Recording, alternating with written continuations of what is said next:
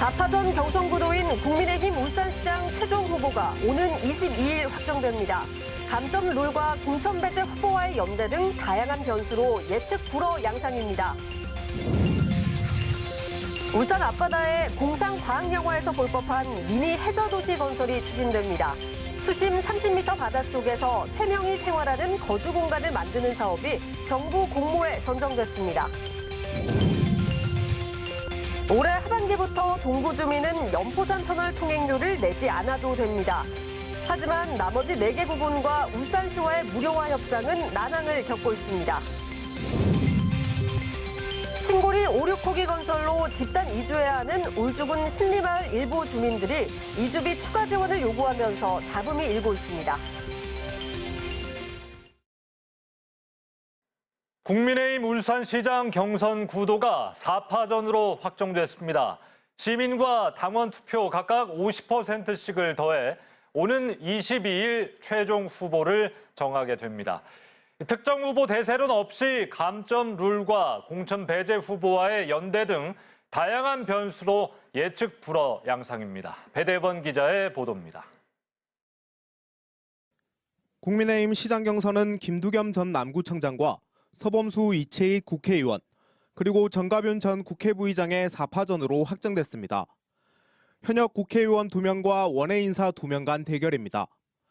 최종 후보가 시민투표 50%, 당원투표 50%를 통해 정해지는 만큼 여론 주도권을 잡는 게 관건입니다. 김두겸 경선 후보는 현역 의원들의 출마를 비판하며 일찌감치 여론몰이에 나섰습니다.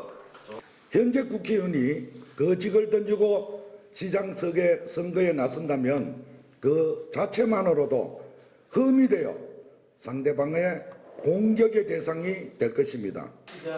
여기에 현역 국회의원은 경선 과정에서 5% 감점을 받게 되는데 치열한 4파전 구도에서 적잖은 영향을 미칠 것이란 전망입니다. 컷오프된 후보들의 지지층이 누구에게 갈지도 관심사입니다. 경선 후보들과 공천 배제된 후보들의 합종 연행이 물밑에서 이루어지고 있는 것으로 알려져 판세를 흔들 승부수로 작용할 거란 관측입니다. 특히 컷오프 결과에 반발한 박맹우 전 시장의 무소속 출마 여부는 선거판의 최대 변수입니다. 박 전 시장은 컷오프 결과에 불복해 재심 신청을 한 가운데 재심이 받아들여지지 않으면 내일 무소속으로 출마하겠다고 밝혔습니다. 시민 여론도 압도적으로 1위를 했는데도 불구하고 재심 신청에도 바로 잡혀지지 않으면 바로 무소속 출마 선언을 할 예정입니다. 지역 정가는 박 전 시장의 무소속 출마가 현실화할 경우 보수 표심 분산 등 선거판이 크게 요동칠 것으로 보고 있습니다. UBC 뉴스 배대원입니다. 더불어민주당 정천석 동구청장은 오늘 기자회견을 열고 동구의 새로운 도약을 위해 동구청장 선거에 출마하겠다고 밝혔습니다. 정 청장은 지난 4년간 동구가 바다 관광도시로 성공할 수 있다는 확신을 갖게 됐다며 대방암공원과 슬도 일대를 체류형 관광지로 추진하겠다고 공약했습니다. 국민의힘 윤두환 전 의원도 국회의원 3선의 경험과 폭넓은 정치 인맥을 바탕으로 종합대학 유치 등 북구 발전을 이끌겠다며 북구청장 출마를 선언했습니다. 더불어민주당 소속 이상옥 시의원은 오늘 기자회견을 열고 시의원 선거 불출마와 민주당 탈당을 선언했습니다. 이 의원은 신성봉 예비후보가 구의원 후보로 적격 심사를 받았음에도 지역위원장이 공천 과정에 개입해 시의원 선거로 선회시켜 경선을 해도 불공정 경선이 될 수밖에 없다고 비판했습니다. 공상과학영화에서 볼 법한 미니 해저 도시가 울산 앞바다에 건설됩니다. 수심 30m 바닷속에서 3명이 생활하는 거주 공간을 만드는 것이 시작인데 해수부 공모에도 선정됐습니다. 이영남 기자입니다. 수심 30m 바닷속에 우주정거장 같은 플랫폼이 설치됩니다. 3명이 한 달간 생활할 수 있도록 중앙에는 메인 모듈이, 3날개에는 거주용과 감압 챔버, 데이터 센터가 있습니다. 한국해양과기술원이 구상한 모듈형 해저 거주 공간이 2026년까지 울산 앞바다에 설치될 예정입니다. 울산시는 한국해양과기술원과 함께 373억 원을 들여 전 세계에서 두 번째로 모듈형 해저 도시를 건설하고 기술 개발에 나섭니다. 이 사업은 해양수산부가 공모한 해저공간 기술개발 사업에 선정돼 5년간 국비 311억 원도 지원받습니다. 우리 지역에 가지고 있는 해양 플랜트 기술에 기반한 산업적인 성장 기반도 마련할 수 있다는 점에서 의미가 있고, 또 나아가서는 정주공간 확보라든지 해양 레저 관광 분야에까지. 울산 앞바다는 지반 치마가 없고 탁도 등 해양 환경이 적합한 데다 세계적인 조선해양 플랜트 기술을 갖고 있어 최적지로 꼽혔습니다. 해저 기지를 짓기 위해서는 먼저 입지 조건이 가장 중요한데요.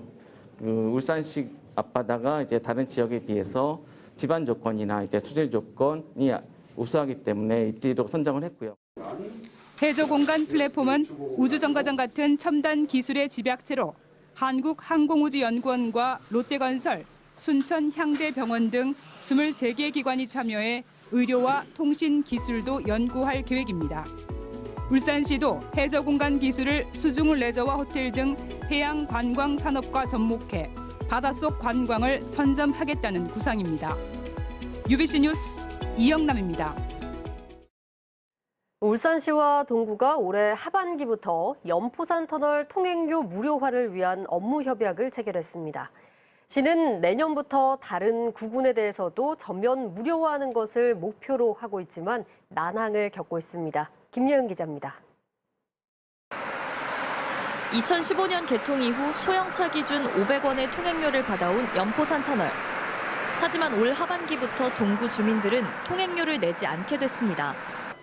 울산시와 동구가 8대2 비율로 통행료를 대신 부담하기로 한 겁니다.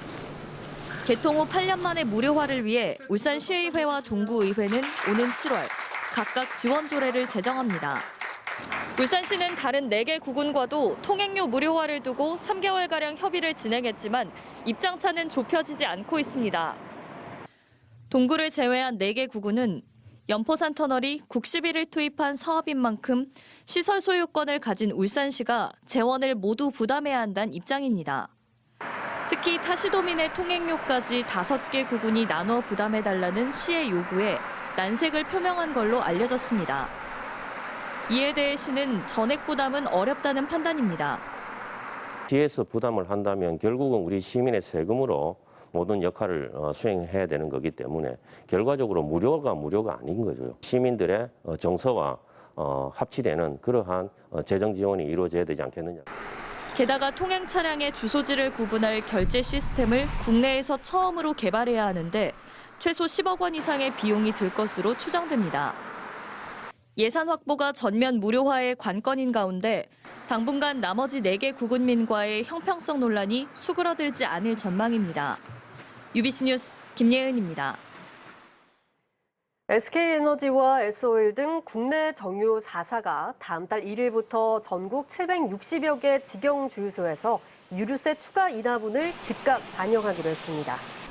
이에 따라 휘발유는 1리터에 83원, 경유는 58원의 추가 인하 효과가 생길 전망입니다. 다만 주유소 대부분을 차지하는 일반 자영 주유소들은 유류세 추가 인하 전에 공급받은 재고분을 소진한 뒤 가격을 내릴 것으로 예상돼 가격 인하 효과가 나타나기까지 다소 시간이 걸릴 전망입니다. 울산에서 코로나19에 2번 이상 감염된 재감염 확진자가 619명인 걸로 나타났습니다. 울산시와 중앙방역대책본부에 따르면 지난 5일 기준 울산 전체 확진자 29만 7,500여 명 가운데 0.21%인 618명이 코로나19에 2번 감염됐고 3번 이상 감염된 확진자도 1명 있는 걸로 조사됐습니다. 한편 울산에선 오늘 신규 확진자 3,047명이 발생했고 뇌혈관 질환으로 입원 중이던 80대 등 고령층 확진자 3명이 숨져 누적 사망자는 295명으로 늘었습니다. 민주노총 울산건설기계지부는 오늘 기자회견을 열고 오는 27일 하루 경고 총파업을 예고했습니다. 이들은 건설기계 노동자들의 적정 임금 보장과 산업재해에 대한 처리, 체불방지법 준수 등을 포함한 단체 협약을 모든 건설사 현장에서 체결할 것을 촉구했습니다. 울산시 요트협회는 오늘 태화강 국가정원 공유 수면에서 친환경 전기 피크닉 보트 시범 운행 행사를 열었습니다. 한 번 충전에 최대 8시간, 6명까지 탈 수 있는 무동력 피크닉 보트는 하천 오염과 소음이 없어 서울 한강과 경북 안동댐에서 친환경 즐길거리로 주목받고 있습니다.